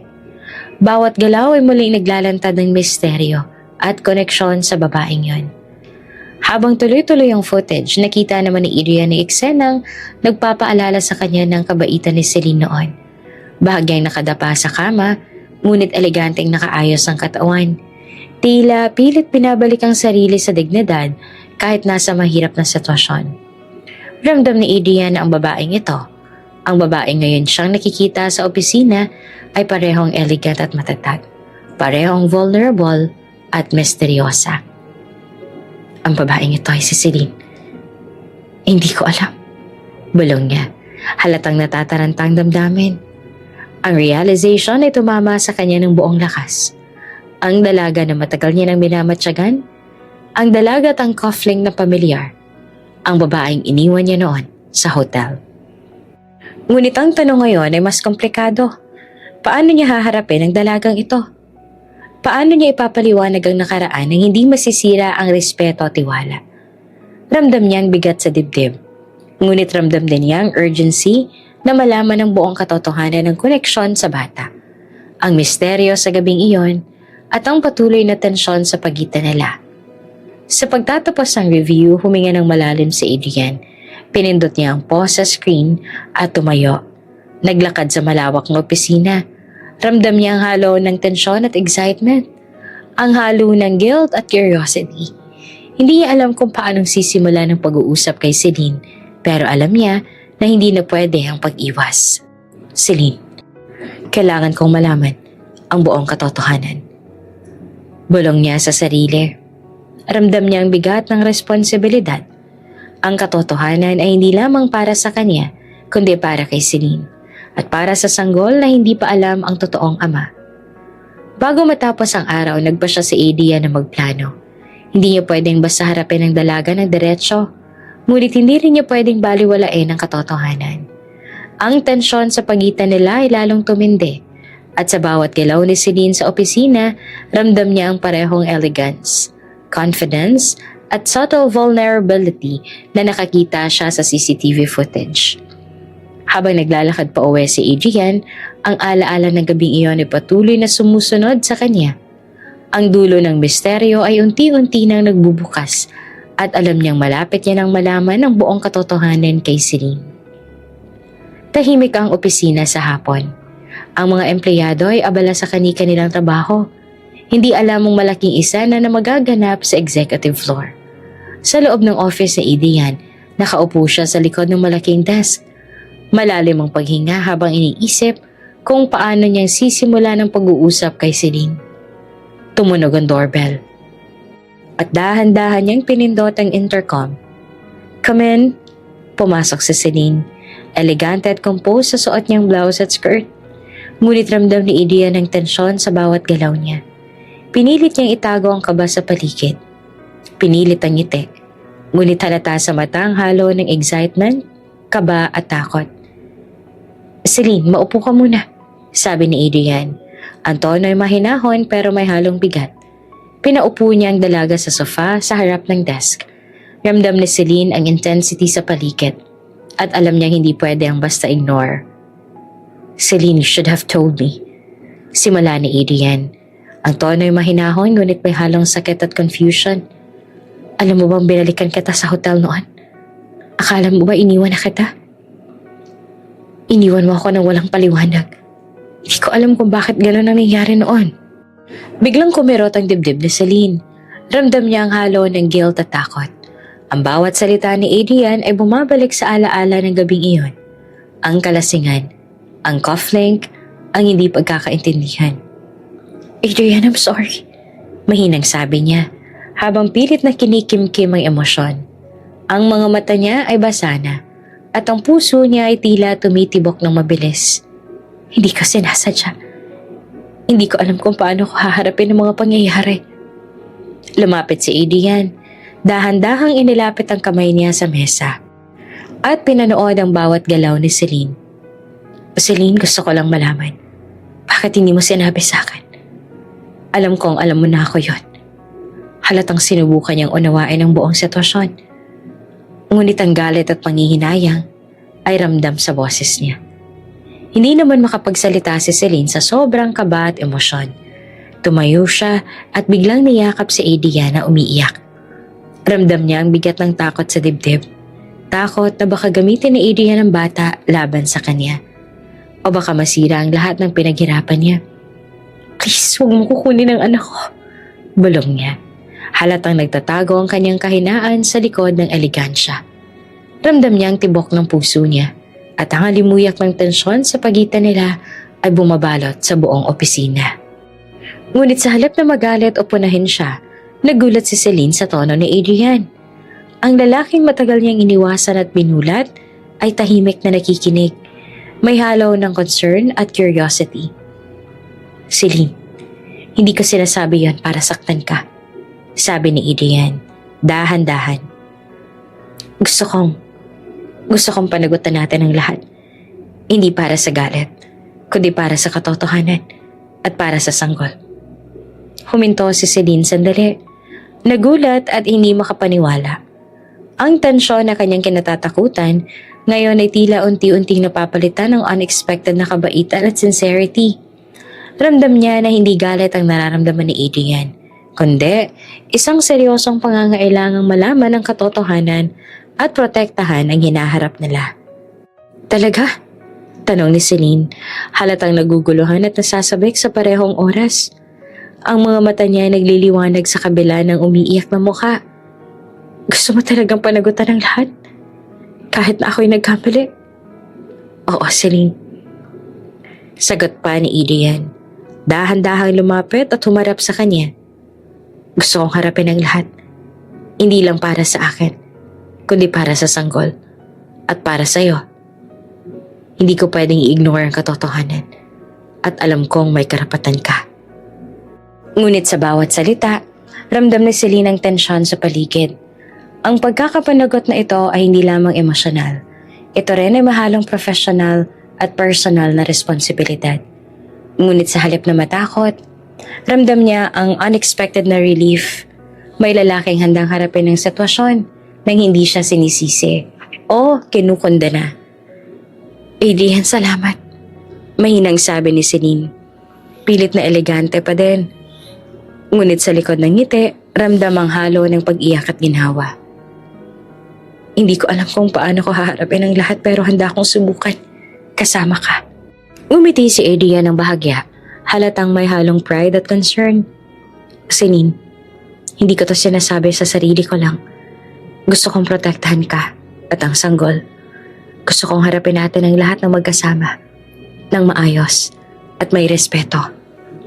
Tumigil sandali si Celine. Inisip ang bawat salita. Ramdam niya ang kakaibang kombinasyon ng relief at tension. Ang emosyon na matagal niyang pinigilan ngayon ay lumalabas na. At ramdam niya rin na kahit may takot, may tiwala rin. Huminga ng malalim si Celine at maling niyakap si Adrian. Salamat sa pag-unawa, sa pagpapakita ng malasakit. Hindi ko alam kung paano ako magpapasalamat ng tama. Celine, hindi mo kailangang pasalamatan ako. Sagot ni Adrian. Ang tono ay mahinahon. Gusto ko lang na maging tama ang lahat. Ang nakaraan, hindi na natin mababago. Pero ang kasalukuyan at hinaharap, pwede pa nating gawin ang tama. Ramdam ng dalawang koneksyon sa pagitan nila. Hindi lang professional, hindi lang personal, kundi may halo ng responsibility at mutual understanding. Ang tensyon ay unti-unting nababawasan, ngunit ang intensity ng damdamin ay nananatiling mataas. Pagkatapos ng ilang minuto, naghiwalay sila ng kaunti. Ngunit ramdam ni Celine ang kakaibang ginawa. Alam niya hindi na siya nag-iisa sa sitwasyon. Ramdam niya ang determination ni Adrian. At ramdam niya ang proteksyon at sincerity sa bawat salita at kilos nito. Bago umalis si Celine sa office, tumingin siya kay Adrian at gumiti. Adrian, handa na akong harapin ang lahat. Kasama ka. Ngumiti naman si Adrian. Celine, salamat. Sa tingin ko, handa na rin tayo. Sa labas ng opisina, huminga si Celine ng malalim. Ang opisina ni Atty. Ramon Vera ay puno ng tensyon. Ang malakas sa tunog ng telepono, ang kalat ng mga file sa desk, at ang biglang pagpasok na Celine ay nagdulot ng kakaibang pagkakabahala. Halos makaramdam ng bigat sa hangin ang kanyang ama na si Atty. Ramon. Halatang may iniisip at ngayon nakaharap niya na. Celine, ano tong narinig ko tungkol sa iyo at kay Adrian? Tanong ni Atty. Ramon. Halatang nag-init ang boses at pumapaimbulog ang galit. Ang mukha niya ay pula na sa galit at bawat salita ay tila may bigat ng pagkabigla at pagkadismaya. Tahimik si Celine, ramdam ang kaba at takot.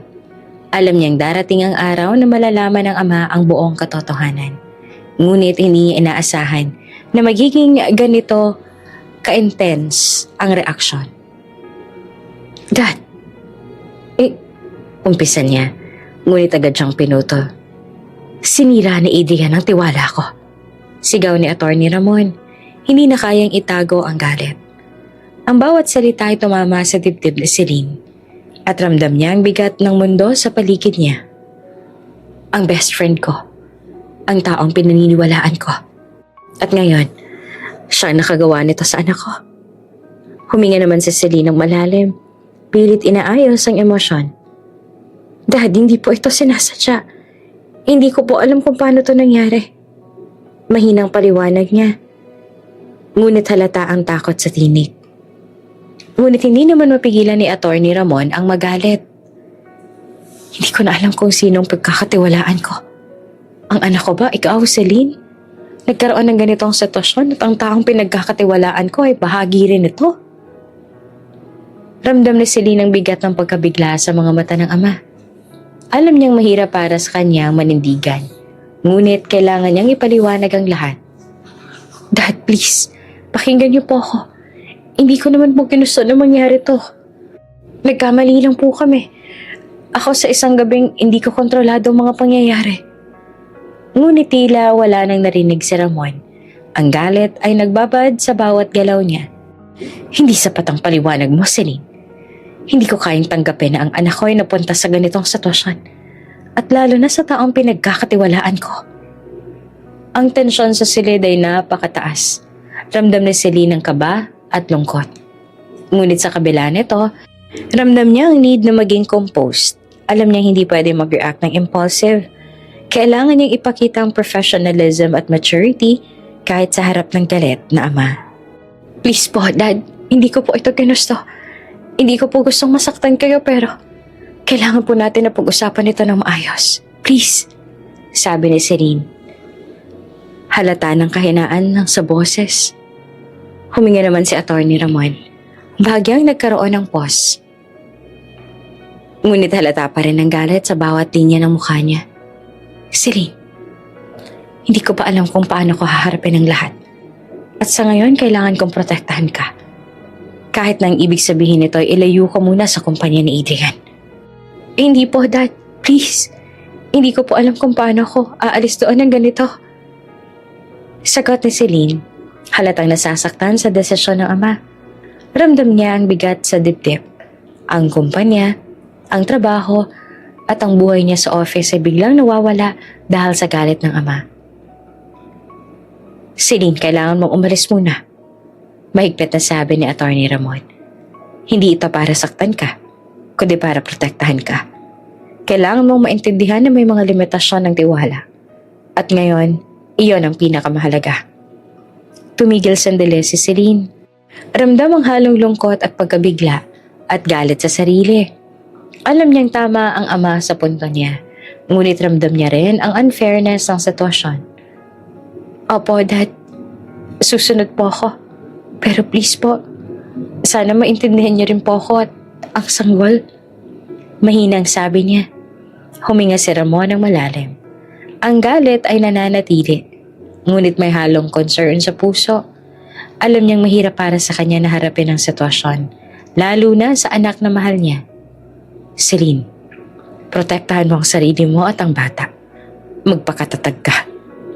Tumayo si Celine, dahan-dahan lumapit sa ama at niyakap siya ng maikli, ngunit puno ng emosyon. Salamat po, Dad. Susunod po ako. Hindi ko po kayo bibiguin. Sabi niya na halatang lumaban sa sarili at sa sitwasyon. Paglabas niya sa opisina, ramdam ni Celine ang bigat sa dibdib.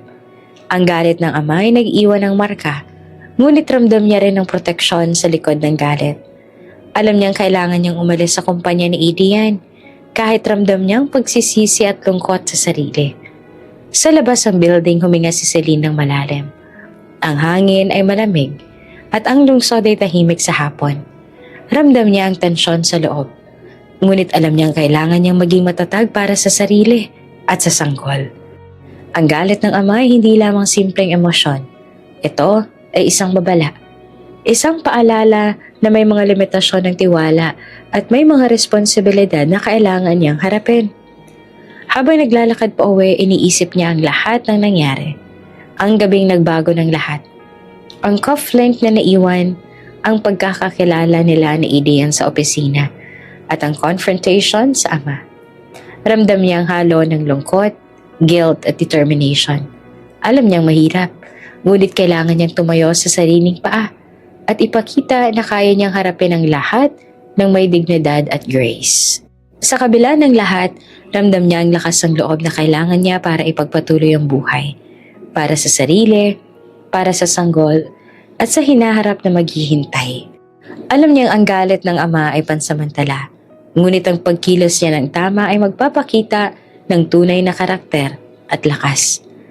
Habang naglalakad sa tahimik na kalye, iniisip ni Celine ang mga hakbang na kailangan niyang gawin.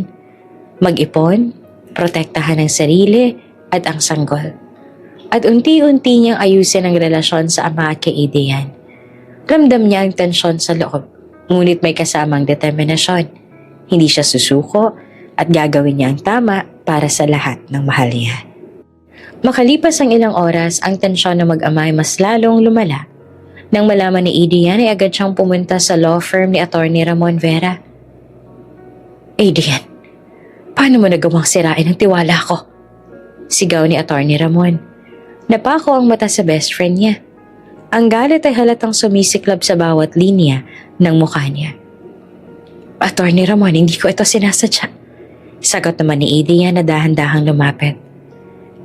Nangyari lang at handa naman akong panagutan ng lahat para kay Celine at sa bata. Panagutan? Ang anak ko, Adrian. At ang taong pinagkatiwalaan ko. Ang naging dahilan ng lahat ng to. Bulala si Ramon, na halatang nasasaktan at naguguluhan. Huminga si Adrian ng malalim. Alam ko ang galit mo, Ramon. Pero hindi ako ang kaaway. Gusto ko lang ayusin ang lahat na maayos. Hindi ko ginusto ang nangyari. At gagawin ko ang tama para sa lahat. Tahimik ang silid sandali. Ramdam ang bigat, ang galit, at ang tensyon sa pagitan ng dalawang tao. Ngunit sa kabila ng lahat, ramdam rin ang simula ng pag-unawa. Hindi pa tapos ang lahat. Ngunit ang unang hakbang para sa reconciliation ay ginawa na, ang confrontation. Tahimik ang probinsya sa dapit hapon. Ang huling sinag ng araw ay sumasayaw sa ibabaw ng malawak na palayan at lumang kalsada. Sa isang simpleng bahay na may hardin na puno ng bulaklak, nagsimula ang panibagong yugto sa buhay ni Celine Vera. Pagbaba niya mula sa sasakyan, dama niya ang sariwang simoy ng hangin. Malayo sa ingay ng lungsod, ramdam niya ang katahimikan na matagal niyang hinahanap. Ngunit sa kabila ng kaginhawaan, may bigat sa puso niya. Ang galit ng ama, ang nakaraan kay Adrian at ang misteryo na hinaharap ng anak niya. Sa isang pribadong klinika ay pinanganak niya si Liam, isang malusog at maamong sanggol. Nang una niyang hinawakan ng maliit na katawan ng anak, ramdam niya ang kakaibang pagmamahal at pananagutan. "Hi Liam, andito na ako para sa'yo." Bulong niya habang hinahaplos ang ulo ng bata. Sa kabila ng pagod at puyat, ramdam niya ang bagong pag-asa sa buhay. Sa bawat araw, nagsimula si Celine sa bagong routine. Nagluluto, naglilinis at nag-aalaga kay Liam na mag-isa. Nagtitipid siya at nag-iipon para sa pangangailangan ng bata. Tuwing natutulog si Liam, nakaupo siya sa veranda. Iniisip ang lahat ng nangyari sa buhay niya. Ang gabing nagbago ng lahat, ang cufflink at ang relasyon nila ni Adrian. Ngunit sa kabila ng distansya, palihim na minomonitor ni Adrian ang buhay nila. Hindi siya lumalapit ng direkta. Alam niyang kailangan ni Celine ang espasyo, pero pinapadala niya ang tulong, mga damit para kay Liam, pagkain at iba pang pangangailangan. Lahat ay pinapadala ng tahimik, isang paraan ng pagmamahal at proteksyon. Isang hapon may dumating na package sa pintuan. Isang maliit na box na may nakasulat, "For Liam, from AD." Napangiti naman si Celine. Alam niya agad kung sino ang nagpadala, pero ramdam niya ang malasakit. Binuksan niya ang box at nakita ang mga damit at laruan ni Liam. Lahat maayos at elegante. "Salamat. Kahit ganito na lang." Bulong niya sa sarili. Habang lumilipas ang mga buwan, unti-unti ring nakikilala ni Celine ang komunidad. Nakikilala ang mga kapitbahay, natututo sa simpleng pamumuhay sa baryo, at nagiging mas malapit sa kalikasan. Tuwing umaga ay naglalakad siya kasama si Liam sa hardin. Tinuturuan siya nitong tumawa ng simpleng bagay at nararamdaman niya ang saya kahit maliit lang ang mundo nila. Ngunit ramdam ni Celine ang kakulangan. Miss niya na ang lungsod. Miss niya na ang dating trabaho. At miss niya na ang pagkakataong makapiling ang mga kaibigan. Ngunit alam niyang kailangan niyang magtiyaga. Kailangan niyang protektahan ng sanggol. Ipagpatuloy ang buhay ng may dignidad at bumuo ng sariling kinabukasan para sa kanilang dalawa.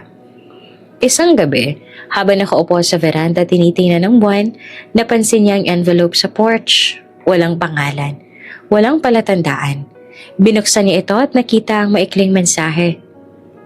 "Ligtas ka. Andito lang ako kung kailangan mo. AD." Napangiti na naman si Celine. Ramdam ang pagmamalasakit kahit hindi niya nakikita si Adrian. Ramdam niya na kahit malayo, may taong nagmamalasakit sa kanila. Ngunit alam niya rin na hindi pa rin siya pwedeng lumapit. Hindi pa ngayon. Kailangan ko magpatuloy para kay Liam. Bulong niya sa sarili. Sa bawat araw na lumilipas, unti-unting lumalakas ang loob niya.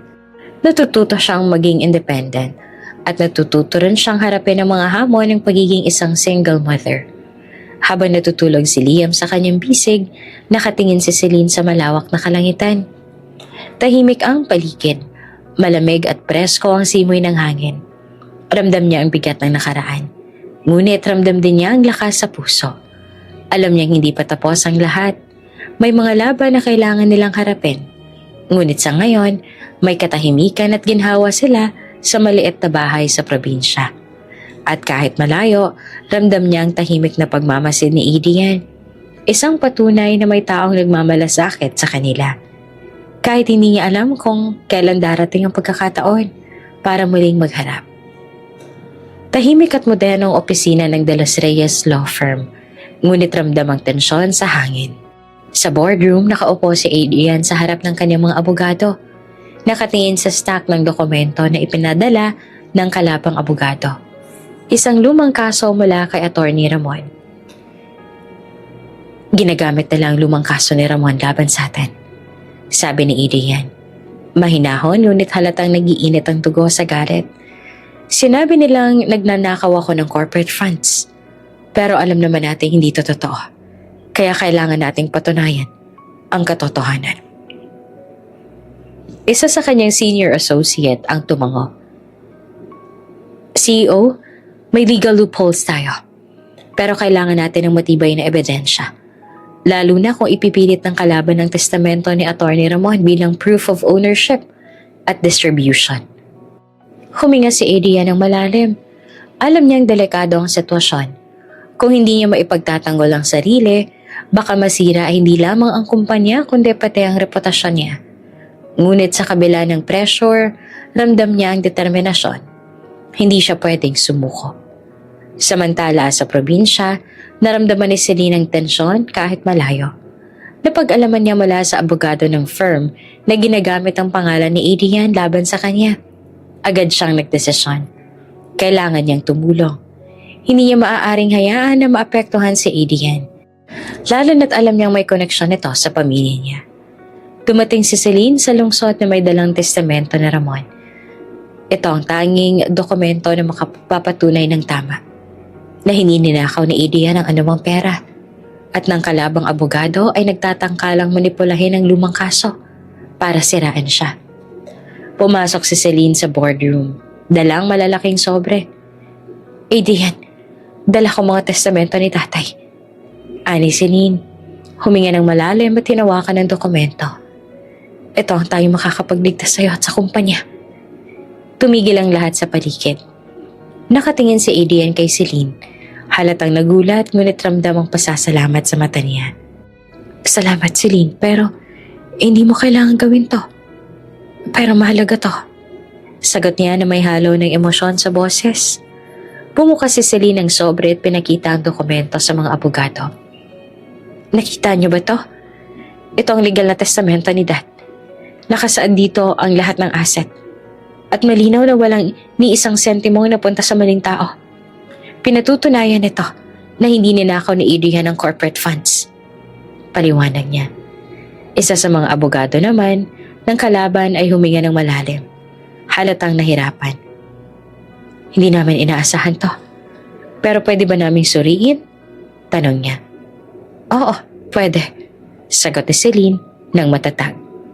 Pero tandaan ninyo, mali ang mga aligasyon ninyo. Ang dokumentong ito ay ebidensya na sapat para ipakita ang katotohanan sa korte. Habang nagsusuri ang mga abogado, ramdam ni Adrian ang tipok ng puso niya. Hindi niya maipaliwanag ang halo-halong emosyon. Pagod, kaba, pasasalamat, at bahagyang gulat. Ngunit higit sa lahat, ramdam niya ang respeto at pagmamahal kay Celine. Sa kabila ng distansya, pinili niyang lumapit at tumulong. Matapos ang ilang minuto ng tensyonadong pagsusuri, tumango ang abogado ng kalaban. Malinaw, ang testamento ay authentic. Hindi mo ipaparating kay Mr. De Los Reyes ang anumang krimen. Kailangan naming i-withdraw ang kaso. Napangiti naman si Celine. Bahagyang huminga ng maluwag. Alam ko, kaya natin to. Bulong niya sa sarili. Ngunit ramdam niya ang bigat ng responsibilidad. Alam niyang kahit panalo sila sa legal na laban, may mas malaking laban pang naghihintay sa kanila. Ang relasyon at pagtitiwala ng bawat isa. Humarap si Adrian kay Celine. Ramdam ang emosyon sa mga mata niya. Hindi ko alam kung paano ka pasasalamatan. Ani Adrian, malapit na lumapit. Hindi mo lang ako tinulungan. Tinulungan mo rin ang kumpanya. At higit sa lahat, ipinakita mo na kaya nating harapin ang lahat ng magkasama. Ngumiti naman si Celine. Bagamat pagod ay may halong kaba. Ang mahalaga ligtas ang lahat. At natutunan natin na sa bawat laban may paraan para maging tama ang lahat. Ramdam ang tagumpay sa boardroom. Hindi lang panalo sa legal na laban, panalo rin sa pagprotekta sa kumpanya. Ramdam ni Celine at Adrian na kahit maraming pagsubok ang darating, magkasama nilang haharapin ang lahat. At sa bawat hakbang, may katotohanan at lakas sa kanilang sandigan. Tahimik ang courtroom, puno ng tensyon at mga matang nakatutok sa central figure ng hearing. Si Adrian De Los Reyes, nakaayos sa kanyang executive suit. Nakaupo siya sa witness box. Hawak ang dokumento na magpapatunay ng kanyang katotohanan. Ngunit kahit maayos ang mga papel at ebidensya, alam niya, ang tunay na laban ay hindi sa legal na dokumento, kundi sa tiwala at pagkakaunawaan ng mga taong nasa paligid niya. Lumapit si Adrian kay Celine, bago magsimula ang hearing. Celine, kailangan kita. Ani Adrian, may halo ng kaba at pag-asa sa boses. Kailangan kita bilang testigo. Alam kong matatag ka at maayos ang isip. Kung pwede, tulungan mo akong ipagtanggol ang katotohanan. Tumango si Celine kahit alam niyang mahirap ang gagawin niya. Adrian, handa akong tumulong. Sagot niya ng may determinasyon. Kaya natin to. Para sa'yo, para sa kumpanya, at para sa lahat ng apektado. Sa courtroom nakaupo si Attorney Ramon sa gilid. Halatang galit at sabik na makialam. Ngunit ramdam ni Celine ang bigat ng responsibilidad niya. Kailangan niyang ipakita sa lahat, lalo na sa ama niya, na ang ginagawa niya ay tama. Nagsimula ang hearing at isa-isang inilatag ni Adrian ang ebidensya laban sa kalabang abogado. Mga kontrata, testamento, at dokumento na nagpapakita na mali ang aligasyon laban sa kanya. Ngunit sa gitna ng proceedings, tumingin siya kay Celine. Kung may tanong silang tungkol sa chain of custody or legal proof, ikaw ang magsasabi ng katotohanan. Bulong niya sa kanya. Tumayo si Celine sa witness stand nang tawagan siya. Huminga siya ng malalim. Hinawakan ang kamay ni Adrian bilang tahimik na suporta. Ako po si Celine Vera. Panimula niya sa court. Malinaw at matatag ang boses. Ako po ang nakakita at nakakaalam ng tunay na nangyari sa kaso na ito. Ang lahat ng ebidensya ni Mr. De Los Reyes ay totoo at tama. Namutla naman si Attorney Ramon nang marinig ang boses ng anak. Hindi niya akalain na si Celine mismo ang tatayo at magsasabi ng totoo. Kahit galit pa siya sa nangyari. Anak? Bulong niya na halatang naguguluhan. Because Dad, sagot ni Celine, matatag ang tingin. Kahit galit ka man sa kanya, ang tama'y ipagtatanggol ng katotohanan. Hindi ko pwedeng hayaan na masira ang pangalan ni Mr. De Los Reyes. Lalo na't may ebidensya na nagpapatunay ng kabutihan at ng integridad niya. Tumango si Adrian. Ramdam ang pasasalamat sa mata niya. Ang simpleng salita ni Celine, isang pahayag ng katotohanan at katapangan, ay sapat upang baguhin ang takbo ng hearing. Isa-isa tinanong ni Attorney De Los Reyes ang kalabang abogado si Celine. Miss Vera, maaari mo bang ipaliwanag kung paano mo napatunayan na hindi niya ninakaw ang corporate funds? Sa pamamagitan ng dokumento ng testamento ni Attorney Ramon, nakita namin ang buong distribution ng assets. Sagot ni Celine. Walang iisang sentimo na misappropriate ni Mr. De Los Reyes. Ang lahat ng ebidensya ay nagpapakita ng kabutihan at integridad niya. At ang aligasyon ng pagnanakaw ay mali. Tumitig ang korte sa kanya. Ang boses si Celine, kalmado, malinaw, ay nagbigay ng kredibilidad kay Adrian. Ramdam ng lahat na hindi lang ito simpleng testimony. Ito ay pahayag ng katotohanan at katarungan. Sa paglipas ng hearing, isa-isa nang naipakita ni Adrian ang ebidensya at pinagtibay ni Celine ang lahat. Nakita ng hukom ang katotohanan. Mali ang aligasyon laban sa CEO at ang tanging intensyon ng kalabang abogado ay siraan siya para pabagsakin ang kumpanya. Matapos ang ilang oras, tumango ang hukom. Batay sa ebidensya testimonya, malinaw na walang basihan ang aligasyon ng kalaban. Ang kaso laban kay Mr. De Los Reyes ay dismissed. Huminga si Adrian ng maluwag, ngunit hindi niya tinago ang emosyon nang lumingon siya kay Celine. Hindi ko alam kung paano kita pasasalamatan. Ani Adrian, malapit na lumapit. Hindi mo lang ako tinulungan. Pinakita mo rin sa lahat ng nasa court ang tunay na ako. Ngumiti si Celine, bahagyang napuno ng luha. Ang mahalaga, nagawa natin ang tama at nakita ng lahat ang totoo. Kahit na mahirap, kahit na may galit sa paligid, kailangan na natin na maging matapang at panindigan ang tama. Habang lumalabas sila sa courtroom, ramdam nila ang liwanag sa dulo ng tunnel. Hindi lang panalo sa legal na laban, panalo rin sila sa tiwala, respeto at katotohanan. At sa bawat hakbang, ramdam nilang mas lalalim pa ang koneksyon nila dahil sa tulong, katapangan at pagmamahal na ipinakita sa isa't isa sa gitna ng krisis. Tahimik ang silid ng ospital. Malambot ang ilaw at halimuyak ng mga bulaklak sa paligid. Nakaupo si Celine sa tabi ng kama ng ama niyang si Attorney Ramon Vera. Hawak ang kamay niya ng malumanay. Ang matagal na galit at tampo ay halatang nag-iba ng anyo. Napalitan ng kaba, pag-aalala at kaunting pag-asa. Anak, bakit ka nandito? Tanong ni Ramon. Mahina pa ang boses. Ramdam ang pagod at sakit sa kanyang katawan. Ngunit higit sa lahat, naroon ang pagkabahala sa anak at apo. Huminga si Celine, pinipigil ang luha. Dad, andito ako. Kasi kailangan natin ng pagkakataon na magkausap. Sagot niya ng mahinahon. At may isang bagay rin akong gustong sabihin sa'yo. Tungkol kay Adrian.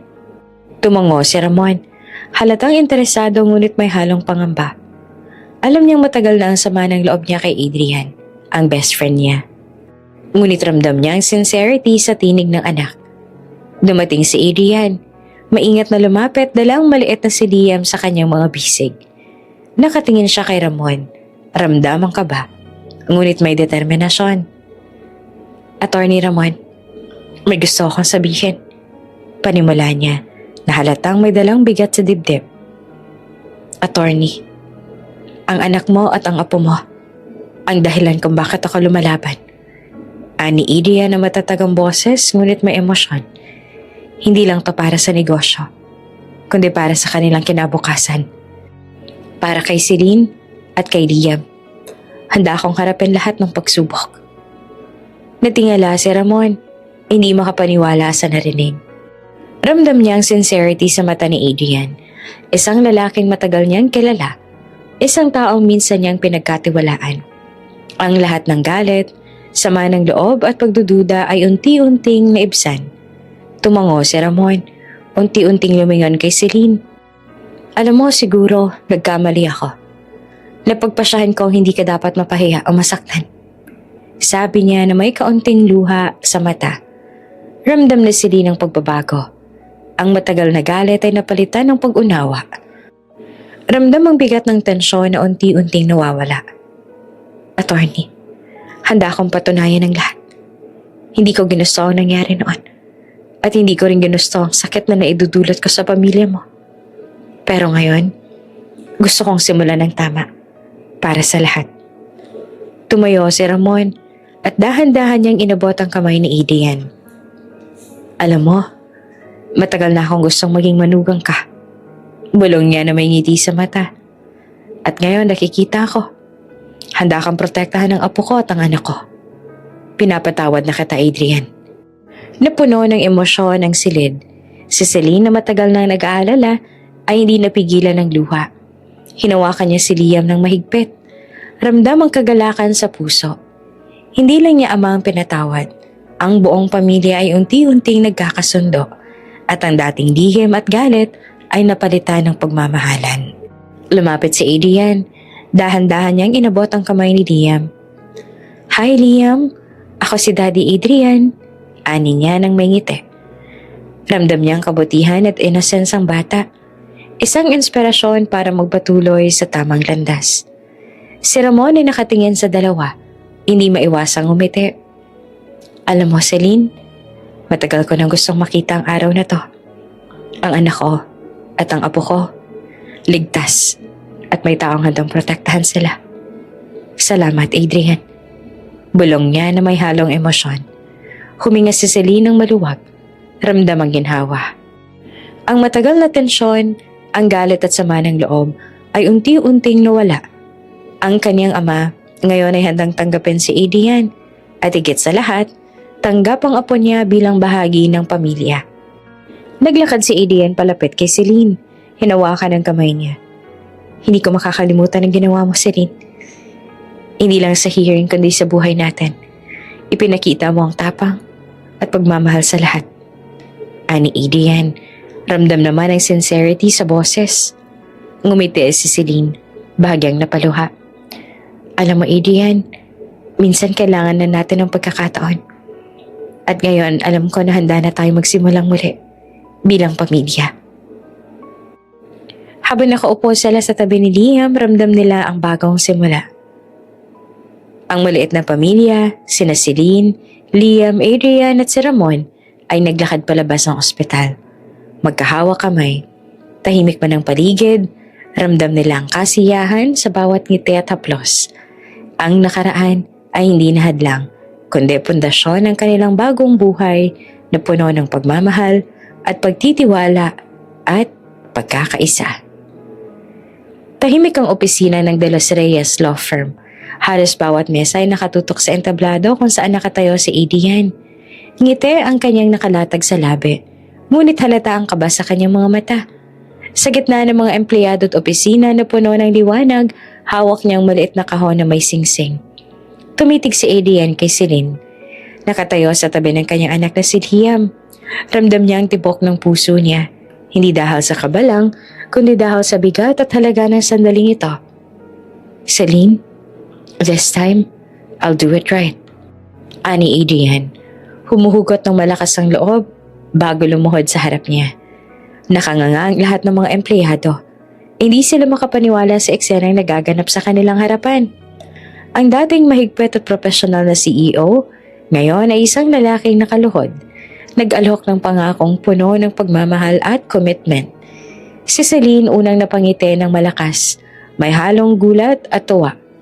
Hindi niya mapigilan ang luha ng kaligayahan na bumuhos sa kanyang pisngi. Habang hawak ang kamay ni Liam, tumingin siya kay Adrian.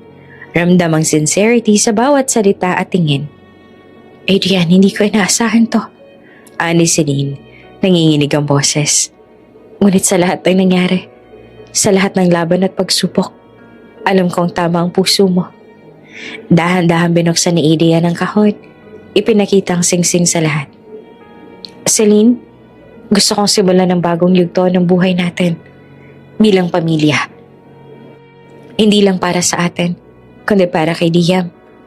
Para sa kinabukasan natin na puno ng pagmamahal at tiwala. Huminga si Celine ng malalim. Pinipilit ang luha at tawa na maghalo sa damdamin niya. Oo, Adrian. Oo. Sagot niya. At habang sinasabi ang oo, dahan-dahan niyang inakay si Liam at inilapit kay Adrian. Si Adrian naman ay ramdam ang kaligayahan at pag-asa. Lumapit si Ramon at napuno na rin ng emosyon. Celine, Adrian, nakikita ko ngayon ang pagmamahala ninyo at ang pag-aalaga ninyo sa apo ko. Wala nang masihigit pa sa ganitong sandali.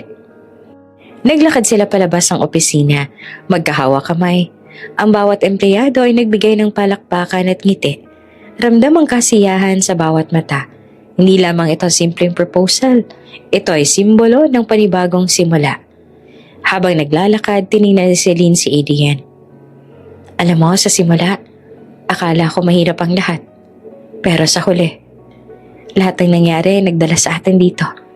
Sa tamang lugar, sa tamang tao. Sabi niya na may halong tawa at luha. Ngumiti naman si Adrian. Tama ka, Celine. Ang lahat ng pagsubok ay hindi nasayang. Kaya ngayon, pwede na tayo magsimula ng walang takot. Walang lihim. Bilang pamilya. Si Liam na nakamasid sa mga magulang ay ngumiti rin. Ramdam niya ang init ng pagmamahal sa paligid niya at sa simpleng paraan ng kanyang mga magulang. Natutunan niya ang kahalagahan ng pagtutulungan, pagmamahalan at patangkap sa isa't isa. Nakatayo ang buong pamilya sa harap ng opisina. Ang araw ay sumisikat sa labas. Pumapasok sa silid at pumapailan lang ang mga mata ng lahat.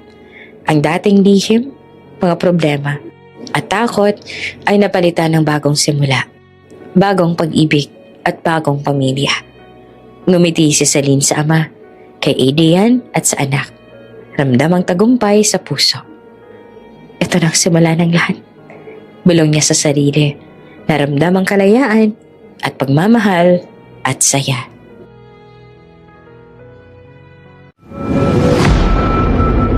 Kung bago ka pa lang sa channel na ito, Ate Jane TV, huwag kalimutang pindutin ang notification bell and subscribe button.